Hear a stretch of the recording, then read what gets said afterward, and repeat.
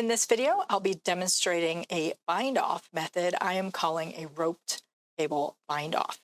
If you're a subscriber, welcome back. If you're new to my channel, welcome. I'm happy to have you here. If you enjoy this video, please give it a like and consider subscribing. So I've come up with a bind-off that I'm calling a roped cable bind-off that is very sturdy and firm and looks a lot like a cable cast-on method. So it can kind of match the cable cast on in firmness and in appearance. I have not come across this bind off elsewhere yet, so I'm calling this a roped cable bind off. But if you've seen this method before somewhere, please let me know. I'd love to hear about it. So here is how to work this bind off. Here's what the bind off looks like.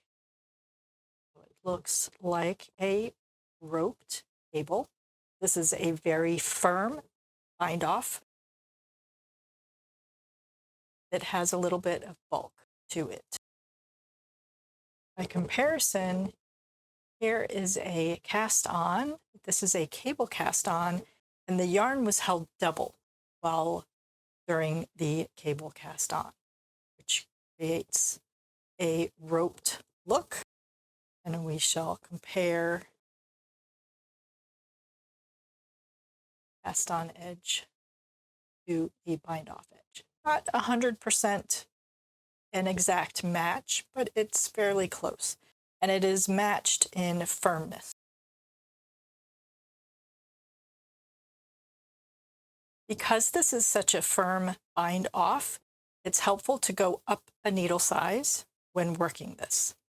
I find as well that a grippier needle, like a plastic or a bamboo or wooden needle, is helpful. And you'll need a cable needle as well to work this bind off.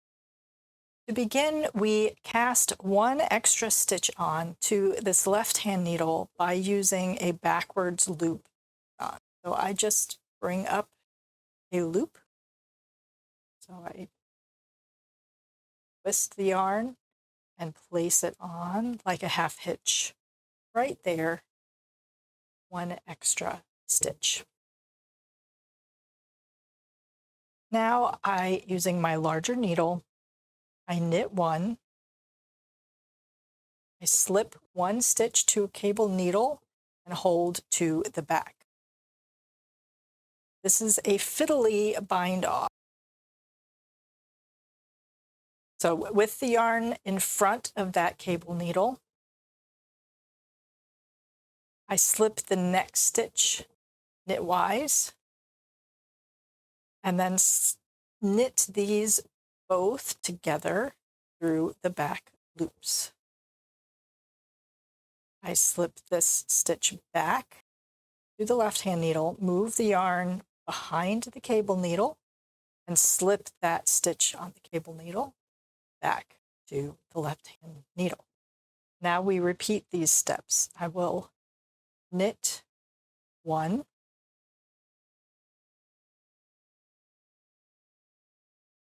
slip one stitch to the cable needle, hold to the back, the yarn in front of the cable needle.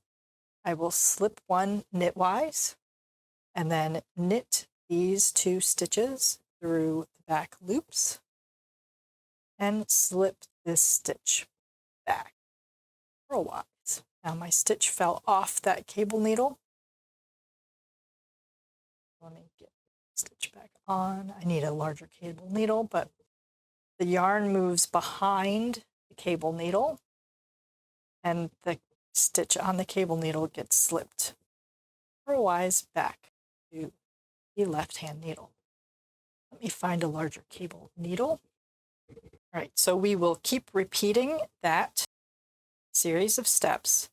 Knit one, slip one to a cable needle, hold to the back, put the yarn in front of the cable needle.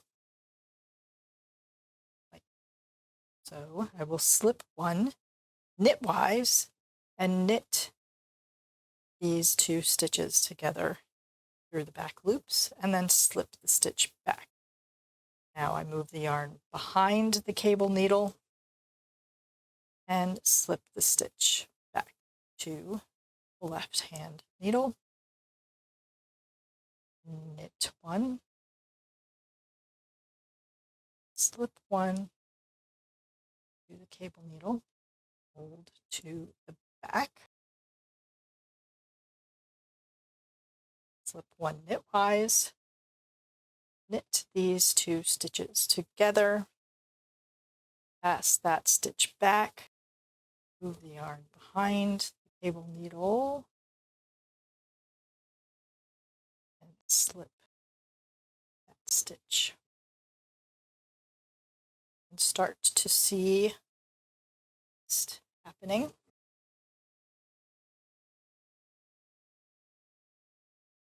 Knit one, slip that to the back, slip one knitwise, insert the left needle into those stitches so I can knit those two together through the back loops, slip that stitch back, and the cable needle stitch over. By moving the stitch to the cable needle, that's what's creating this roped effect. We're working an extra stitch in there to help bridge the gap across the bind off edge. And then bringing that stitch from the cable needle back is what creates the rope wrapping around the bind off edge. So we will repeat this to the last two stitches in our bind off edge.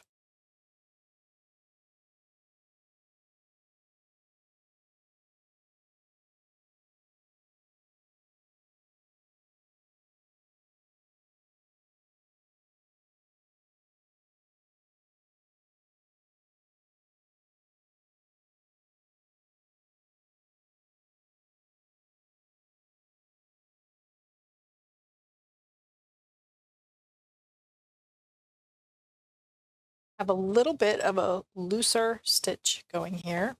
So it can be helpful to make sure your stitches, as the transition here, dropping the needle to slip the stitch to the cable needle and make this stitch on this needle get a little bit enlarged. So it can be helpful to tug and get it tight and then knit through the back loop. Pass that over, and then I give a little bit of a tug to that stitch when I transfer it to the left needle as well.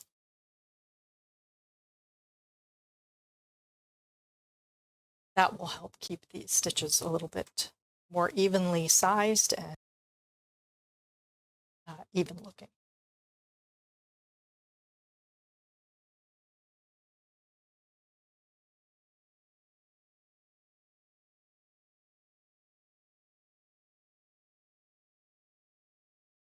You can't really comfortably do this without a cable needle because that stitch tends to want to disappear if we try just dropping it without using the cable needle to hold it in place. So just to make sure it's secure, you really need to use a cable needle, which does make this bind off a bit fiddly to work.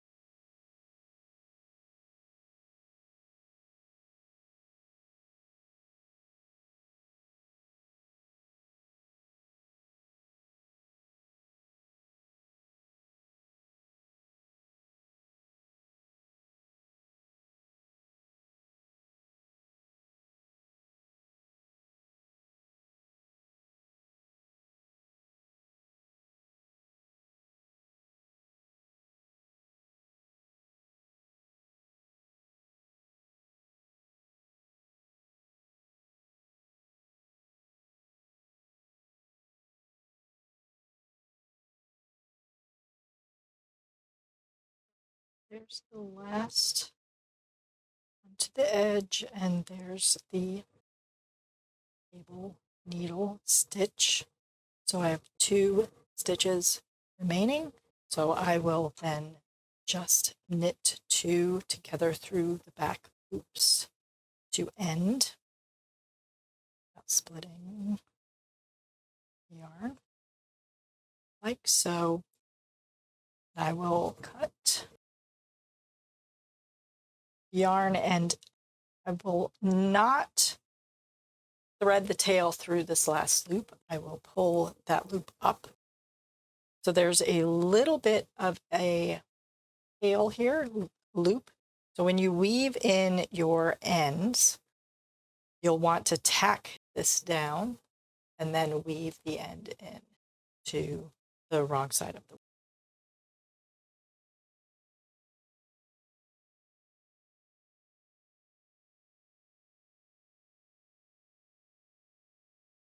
And there's what it looks like.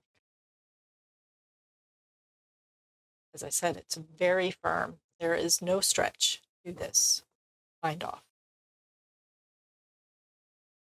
And here it is again, worked in a cotton linen yarn.